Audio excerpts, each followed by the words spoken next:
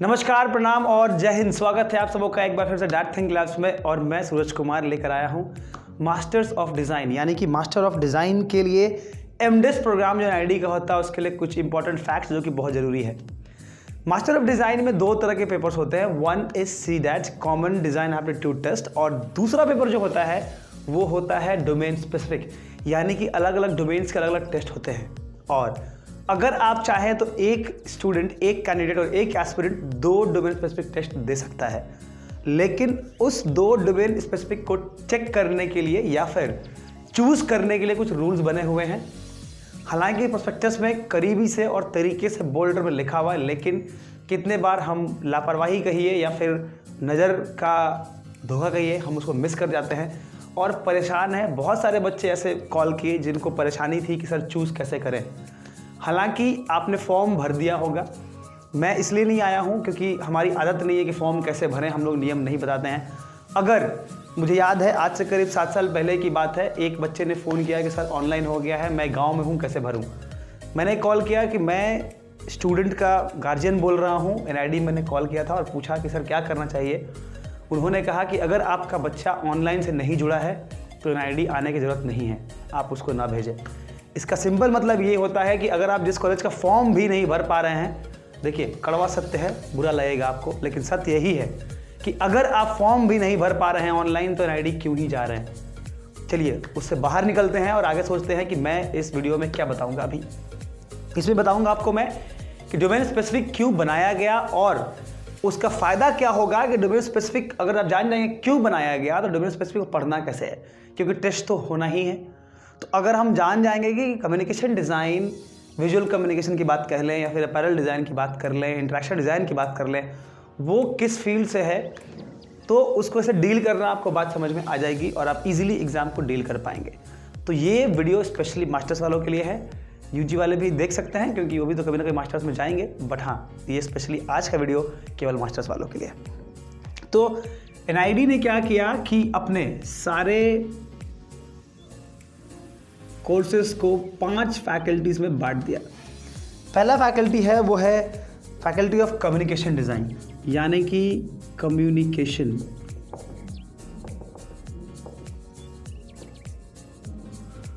जो दूसरी फैकल्टी है, मैं आगे फिर इसको ब्रेक करूंगा। जो दूसरी फैकल्टी है वो है इंडस्ट्रियल डिज़ाइन। आप जब कॉलेज में जाएंगे तो देखेंगे वहाँ पर वीसी, आईडी कुछ चलता रहता है, वॉर्स चलते हैं स्टूडेंट में, जो वहाँ पे जो सैक है, स्टूडेंट एक्टिविटी काउंसिल, उसमें चलता रहता है।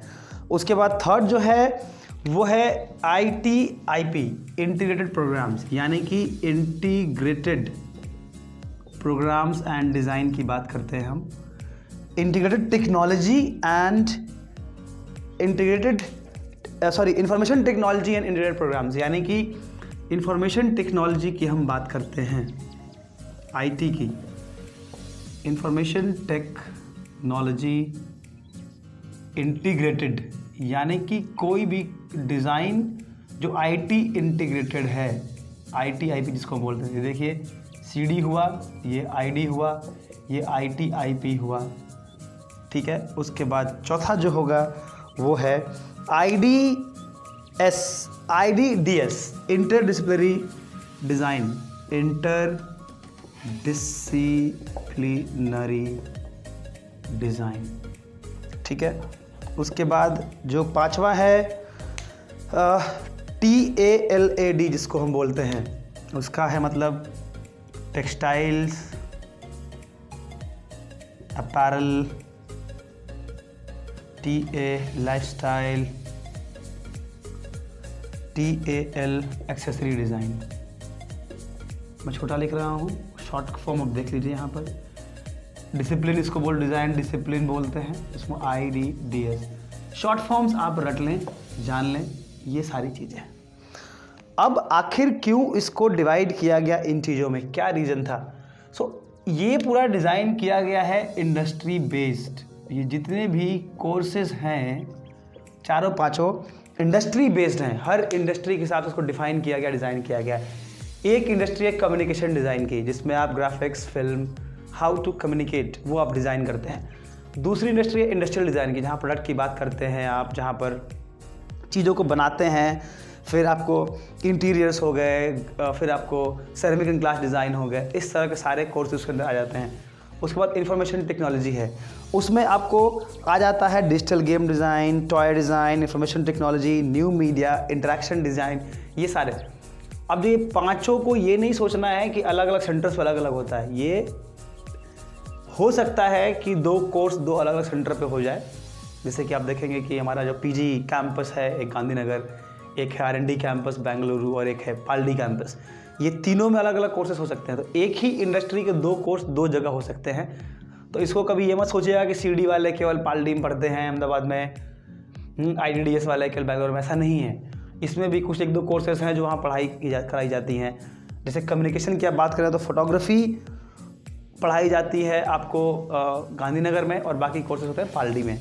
FBC पालडी में होता है, फिल्म एंड वीडियोग्राफिक और एनिमेशन, ये तीनों होता है आपको पालडी में। और बाकी जो एक कोर्स बचता है फोटोग्राफी, वो फोटोग्राफी को पढ़ाया जाता है आपको गांधीनगर कैंपस में। तो इस तरह से चीज़ों को डिफाइन किया गया है। फिर आगे आप बढ़ते हैं तो उसके बाद है information technology and integrated program, जहाँ पर मैं बता चुका हूँ। उसके बाद है IDDS, design for retail experience, यानी कि इंटरडिसिप्लिनरी डिज़ाइन को यूज़ करके 2-3 डिसिप्लिन को मिक्स करके रिटेल डिज़ाइन करना। उसके बाद SDM, स्ट्रैटेजिक डिज़ाइन मैनेजमेंट, जो कि बहुत ही आजकल सेलिब्रेटेड कोर्स है। डिज़ाइन थिंकिंग जिस तरह से हर जगह इंट्रोड्यूस किया जा रहा है, कॉलेज में, इंस्टीट्यूशंस में, अब तो स्कूल्स में भी आने की बात होने लगी है, वहाँ पर SDM वाले लोगों की बहुत वैल्यू है।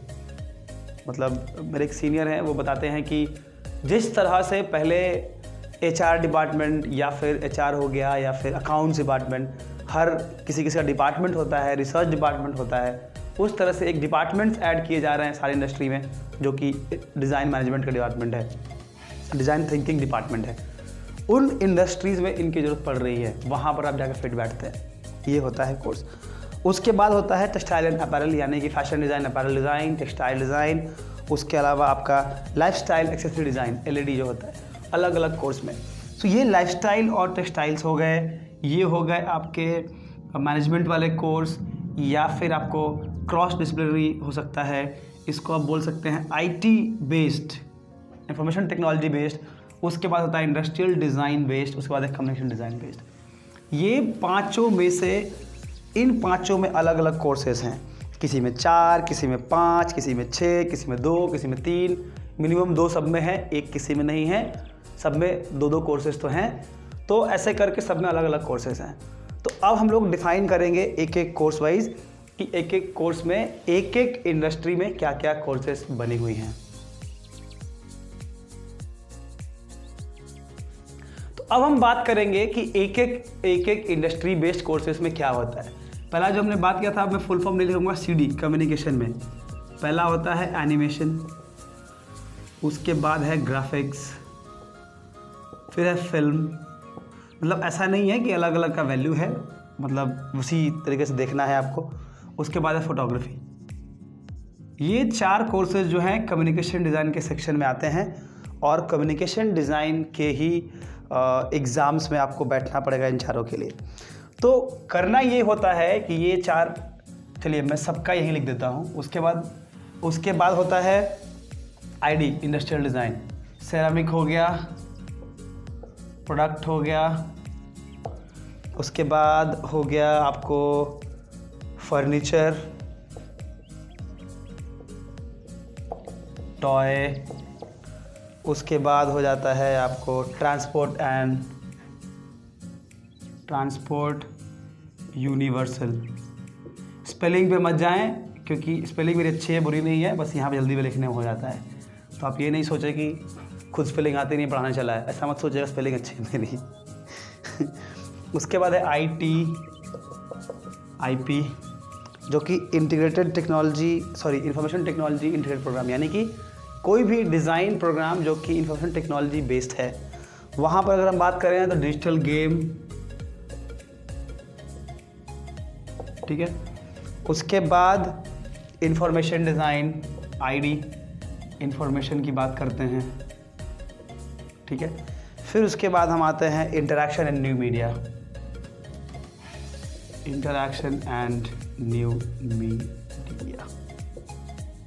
ठीक है, ये दो कोर्सेस आप चूज़ कर सकते हैं।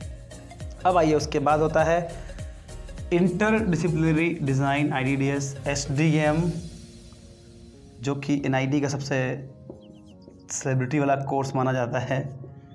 दूसरा है design for retail experience, DRE, retail हम लिख सकते हैं यहाँ पे। फिर आप आ जाइए TALAD, जो मैंने पहले समझाया था, ये है अपैरल या फैशन बोल सकते हैं आप इसको। देन वी हैव टेक्सटाइल्स, और अंत में हमारे पास है लाइफस्टाइल एक्सेसरी डिज़ाइन। ठीक है, ये हम आए 1, 2, 3, 4 और 5 मुद्दों की बात कर रहे हैं। अब सबसे इम्पॉर्टेंट मुद्दा जो होता है वो अब होता है कि अगर हमें चूज़ करना है तो कैसे करें। अगर आप इसको चूज़ करते हैं और इसको चूज़ करते हैं तो 2 पेपर को देना पड़ेगा। पेपर CD आएगा, कोर्स 4, पेपर होगा ID का, कोर्स होंगे 6, पेपर होगा IT/IP का और पेपर होंगे 4, पेपर होगा IT/IP का और कोर्स होंगे 4। सो अगर कोई स्टूडेंट, कोई एस्पिरेंट इन्हीं में से 2 कोर्स चूज़ करता है तो आपको केवल 1 पेपर डील करना पड़ेगा।